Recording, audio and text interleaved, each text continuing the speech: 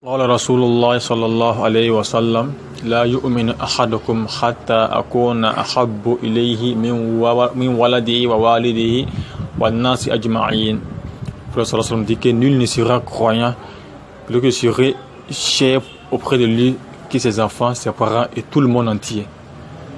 Cela est la parole du prophète Mohammed sallallahu alayhi wa sallam. Alors moi, toi, lui, elle, nous devrons tous œuvrer pour que le prophète sallallahu alayhi wa sallam soit cher dans nos cœurs que tout. Comment savoir, comment faire que le prophète sallallahu alayhi wa sallam soit cher à nos yeux que tout? C'est le fait d'obéir scrupuleusement à sa parole, le fait d'obéir, de faire ce qu'il nous ordonne de faire, et de s'éloigner de ce qu'il nous interdit, de croire en tout ce qu'il a dit et de me croire en tout ce que le prophète a rejeté. Nous me croyons en cela comme religion, comme acte, comme action, comme adoration. Tout ce à quoi lui croit, tout ce qu'il a dit, tout ce qu'il a annoncé comme nouvelle, comme avenir, comme histoire, nous croyons en tout cela. C'est ça l'amour du prophète sallallahu alayhi wa sallam. Comment il était, comment il parlait, comment il était avec sa famille, comment il était avec la société, comment il vivait avec les non-musulmans, comment il vivait avec les musulmans. Tout cela sont des paramètres à prendre en compte pour pouvoir atteindre l'amour du prophète Mohammed sallallahu alayhi wa sallam. Il ne suffit pas seulement de dire que nous aimons le prophète sallallahu alayhi wa sallam. Il ne suffit pas de fêter son anniversaire al-Mawlid Nabawi. C'est pas cela l'amour du prophète Mohammed sallallahu alayhi wa sallam. Son amour, c'est d'obéir à sa parole. Son amour, c'est de suivre ce qu'il nous a dit de faire. C'est ça que son amour. Mais quelqu'un qui dit qu'il aime le prophète sallallahu alayhi wa sallam, mais il est ancré dans la coutume. Nous savons que nous tous, tout le monde a une coutume. Tout le monde, sans exception, on a une coutume. Mais l'islam, c'est une chose, et la coutume également, c'est une chose. Sachant que la coutume est une religion. La coutume est une religion. La religion est ce à quoi on attache fermement nos cœurs. Et la coutume est ainsi. À cause de la coutume, on se bat. À cause de la coutume, on s'entretue. À cause de la coutume, on se haït. À cause de la coutume, on s'aime.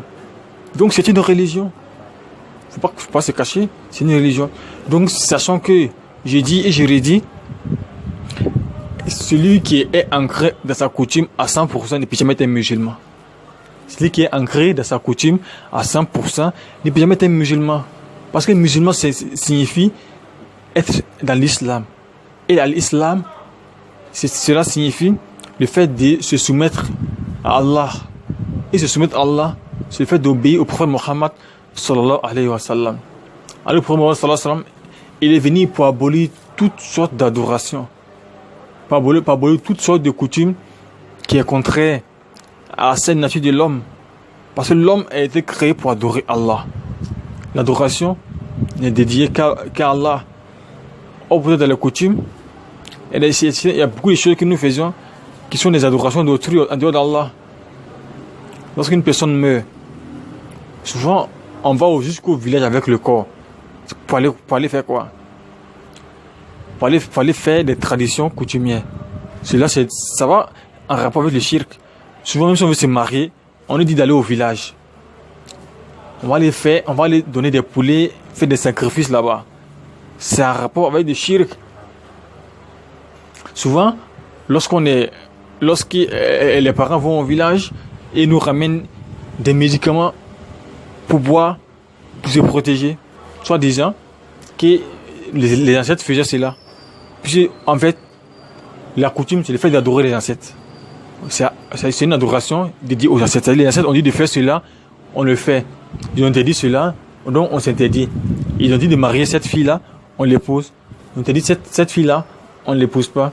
Ils ont dit de porter tel genre d'habit, tel jour, on les fait. Ils ont dit de ne pas porter tel habit, on ne les fait pas. Ils ont dit également de manger telle nourriture, on la mange. Ne pas manger telle nourriture, on ne la mange pas.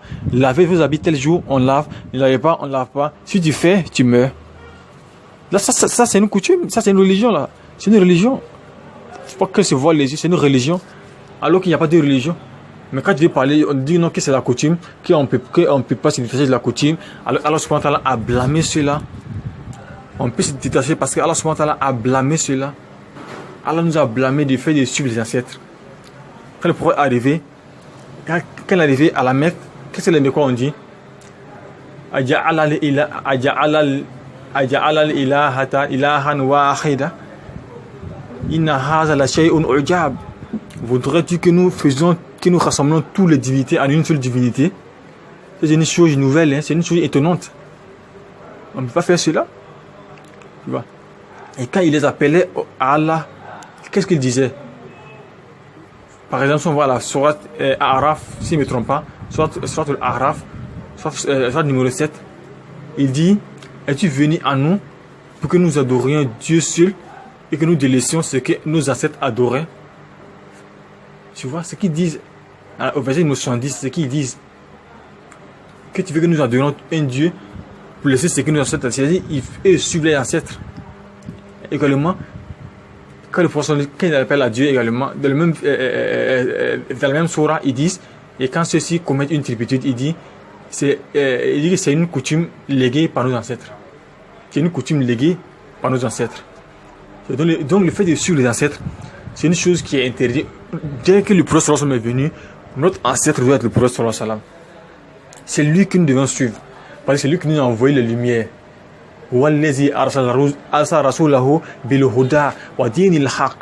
C'est Allah qui a envoyé son prophète avec la guidée et la raison de la vérité. Rasulan yatlu alaykum ayatihi wa yuzakkihim wa yuallimuhumul kitab. C'est le prophète qui vous récite les versets d'Allah, qui vous purifie et qui vous apprend le livre. Rasulan yatlu alaykum ayati, qui vous récite les versets d'Allah pour vous purifier. Fa'aminu billahi wa rasulihi wa nuri allazi anzalna. Croyez en Allah et en son messager et en quoi? Et en la lumière qui nous a fait descendre, qui est la religion. Donc avant la venue du prophète sallallahu alayhi wa sallam, tout le monde était dans l'obscurité, sauf une poignée de personnes parmi les chrétiens qui étaient sur le chemin de Jésus Christ alayhi salam. Tout le monde était parmi les égarés. Donc, à part les chrétiens qui étaient sur la religion de Jésus là, sur la coutume de Jésus, qui est la coutume des prophètes, tout le reste était sur le faux. Tout le reste était des mécréants. Tout le reste était des polythéistes, c'était des païens. Les Africains, en Afrique, la religion arrive en Afrique quand? Ça arrive en Afrique il n'y a pas longtemps. Surtout au Burkina Faso, chez nous ici. Donc, c'est-à-dire qu'avant l'avènement de l'islam, nous étions tous des égarés, nous étions tous dans l'obscurité. Donc, tous les coutumes que nous faisions, les ancêtres qui ont instauré cela, mais c'est qu'est-ce que nous sommes, nous devons savoir quel est le but de notre existence sur la terre. Qu'est-ce que nous sommes venus faire sur la terre ici? Je ne vais pas venir poursuivre les ancêtres. Allah dit: je n'ai créé les génies et les hommes rien que pour qu'ils m'adorent. Donc, c'est les ancêtres là, ce qui nous enseignent là. Est-ce que c'est une adoration qui est dédiée à Allah, qui peut nous sauver de la résurrection? Non. C'est seulement un pacte qu'ils ont signé avec les djinns, c'est tout. Et souvent, lorsque tu fais une action contradictoire avec ce que les insectes ont signé, souvent tu subis le châtiment. Mais ce n'est pas les insectes qui t'ont châtié, mais ce sont ceux avec qui les insectes ont signé les pactes. Je vous explique. Les insectes païens, les mécréants, ils ont signé des pactes avec les génies. Ils ont signé des pactes avec les djinns. Moi, dans ma famille, ceux qui seront parmi ma progéniture, ma postérité, ils ne doivent pas manger cela. Ils ne doivent pas manger cela. Ils signent le pacte avec le diable. Et les ancêtres adorent le diable. Et le diable, c'est lui qui préserve la famille. C'est lui qui préserve les trucs, c'est-à-dire les richesses spirituelles de la famille. C'est lui qui préserve cela. Parce que c'est à lui qui nous confie. Donc, eux, ils adorent. Et lui, il préserve les richesses spirituelles. C'est-à-dire ce qu'ils ont signé comme pacte entre eux. Donc, celui qui est dans la famille et qui adopte les coutumes, qui est ancré dans la coutume et qui croit aux coutumes, c'est-à-dire que toi, forcément, tu es lié également à ce pacte-là. Tu rentres directement dans le pacte que ton ancêtre a signé avec le diable. Donc, si tu viens à désobéir, à enfreindre une loi, Alors que tu es dans le secte, il n'y a pas de protection pour toi. Parce que Allah ne protège pas une personne qui s'est confiée à un diable. Allah te laisse avec ton diable là. Donc si tu enfreins la règle, les diables vont te frapper, ça il n'y a aucun doute. Ils vont te punir pour avoir enfreint les règles. Parce que c'est un cercle fermé. Vous êtes là-dedans. Tu as ton ancêtre a signé le pacte. Et toi également tu es lancé là. Toi tu ne crois pas à Allah. Ne suis pas le prophète sallallahu alayhi wa sallam. Tu suis les ancêtres. Donc fais ce qu'ils veulent. Sinon tu seras frappé par le diable là. Mais si toi tu sors du cercle là, tu dis moi je crois en Allah subhanahu wa ta'ala. Moi je crois en Allah. Moi je suis le messager. Alors le diable ne peut rien contre toi. Parce qu'Allah subhanahu wa ta'ala il va envoyer un ange pour te garder. Le diable ne pourra rien faire. Il pourra rien te faire. Voilà pourquoi de nos jours les jeunes, par exemple on dit que dans cette coutume là, on ne sort pas avec telle fille. Mais les jeunes commettent l'adultère avec cette fille là. Mais il n'y a rien. Pourquoi? Parce que les jeunes d'aujourd'hui, la plupart d'entre eux, ils ne croient pas aux coutumes. Ils ne croient pas. Donc le génie, lui, c'est un génie, lui, il est là seulement. Celui qui est dans la coutume, c'est lui qui lui regarde. Si tu crois en cela, lui, te regarde. Tu crois, mais pourquoi tu désobéis? C'est comme quelqu'un qui a vendu son âme au diable. Tu vends ton âme au diable, il te dit de faire sacrifice humain chaque tel jour. Mais le gars, tu enfreins les règles. Il va te frapper, tu auras un problème. Parce que tu as signé un pacte avec lui. Mais celui qui a eu son argent de façon licite, de façon honnête, il fait sacrifice quand il veut. Quand il veut, il ne fait pas. Et il n'y a rien. Mais celui qui est parti signer un pacte avec un diable, qui va faire sacrifice d'un bœuf rouge, tel jour, de tel mois, le jour qu'il loupe net là, il gagne un problème. C'est comme ça, c'est un cercle fermé. Les ancêtres ont signé des pactes avec des diables. Donc si nous croyons en Allah, on croit au messager et on sort de cette secte là, Allah va nous protéger. Les anges vont nous protéger. Mais si nous sommes dans les sectes là et nous croyons en Allah, Allah n'aime pas l'hypocrisie. Tu ne peux être avec Allah et être avec le diable. Là, Allah est pur et il est élevé. Il est sanctifié que tu l'associes à un diable misérable. Donc Allah, il se détache de vous. Donc tu penses que tu crois en Allah, alors Allah n'est pas avec toi. Mais lorsque tu vas enfreindre les règles de la coutume, ils vont te frapper sûrement. Donc Allah subhanahu wa ta'ala nous a empêchés, il nous a interdit de suivre les coutumes, les actes coutumiers qui enfreignent les règles de l'islam. Comme dans la coutume, on dit obéis à ton parent. L'islam également dit obéis à tes parents. Dans la coutume, on dit ne rompez jamais les liens de parenté. L'islam dit également ne rompez jamais les liens de parenté. Dans la coutume, on dit soyez bienveillants envers les voisins, soyez bienveillants envers les étrangers. Avec les étrangers. L'islam également dit soyez bienveillants avec les voisins, soyez bienveillants avec les étrangers. Donc ça c'est les coutumes qui vont avec l'islam. Même le fait de faire l'exorcisme quand quelqu'un est atteint d'une maladie de djinn, à l'époque du prophète, et il faisait ce qu'on appelle un exorcisme. Quand quelqu'un est malade, touché par un djinn, par un génie, il faisait des prières là pour la guérir de cette personne là. Ça existait.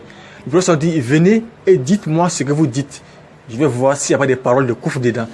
Et si il y a des paroles de coufre, je l'interdis. Mais si ce n'est pas des paroles de coufre, si ce sont des paroles normaux, des paroles normales, alors vous allez les faire.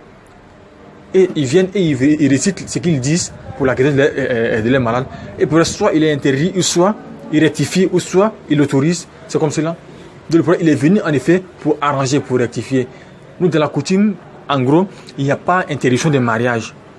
Il n'y a pas interdiction de dire cette fille est interdite, c'est toi interdit. Non, ça n'existe pas en islam. Si tu es un musulman qui te croit en ça, alors tu sors de l'islam. Si tu es un musulman et que tu crois fermement qu'on ne doit pas marier cette fille-là, alors que Allah dit de la marier, alors tu sors de l'islam. Parce que tu as détesté ce qu'Allah a fait comme révélation, donc tu sors de l'islam. Si tu dis que non, que cette nourriture n'est pas, on ne doit pas manger cette nourriture, si tu crois que cette nourriture-là, on ne doit pas la manger, parce que tes ancêtres ont interdit cette nourriture-là, et que tu obéis, alors tu sors de l'islam. Voilà, tasifu li al-sinatukum al-kadhiba hadha halalun wa hadha haramun litaftaru ala Allahi al-kadhib. Ne dites pas si vos langues mensongères que cela est permis, cela est interdit. C'est Allah qui interdit, c'est lui qui autorise. Donc, sachant mon frère, ma soeur, je vous fais une nasiha, je vous fais une sincérité, je vous dis la vérité. Dans la région, si tu veux épouser une fille, observe ce que l'islam a dit. L'islam dit n'épouse pas les mécréantes. Si une fille est mécréante, alors tu n'épouses pas. Si une fille est une fille qui est de la débauche, ne l'épouse pas. Mais une fille qui est pure, une fille qui est musulmane, une fille qui est croyante, alors ne regarde pas son ethnie, ne regarde pas sa race. Regarde sa religion et son caractère, c'est tout. Sa religion et son caractère. Ma chère également, si vous voulez épouser un homme, ne regardez pas son caractère, sa coutume, ni sa nationalité, ni son ethnie. Observez sa religion et son caractère. Ce sont ce qu'Allah a dit. La nourriture également, Allah nous a éclairci ce qu'on doit manger, ce qu'on ne doit pas manger. Ce qui est nuisible, c'est ça qu'Allah nous a interdit. Ce qui n'est pas nuisible, il y a des coutumes qui ne mangent pas de poulet. Subhanallah. Il y a des coutumes qui ne mangent pas de poisson. Subhanallah. Il y a des coutumes même qui ne mangent même pas le mouton. Il y a ça, c'est aberrant. C'est absurde là, c'est absurde. Comment est-ce qu'on peut s'interdire de manger du poulet, poulet, la volaille? Comment on peut s'interdire de manger un poisson? C'est pas comme c'est le poulet mort. Non, c'est le poulet même. On dit, toi tu ne manges pas de poulet. C'est absurde. Donc nous devons être musulmans. Soyons soumis à Allah. Ne soyons pas soumis aux hommes. Sachez que sur cette terre, il y a deux alternatives. Soit on est soumis à Allah, ou soit on est soumis aux hommes. Si tu es soumis à Allah, tu es sauvé. Tu es soumis aux hommes, ils vont te malmener jusqu'à l'enfer. Quand nous assiste, quand nous garde, j'ai fait une sincérité. Qu'Allah fasse que nous écoutions et que nous mettons en pratique. Si nous délaissons également, moi en tout cas j'ai déjà parlé. Qu'Allah nous accepte, qu'Allah nous guide, qu'Allah nous préserve, qu'Allah nous assiste. Wassalamu alaikum wa rahmatullahi wa barakatuh.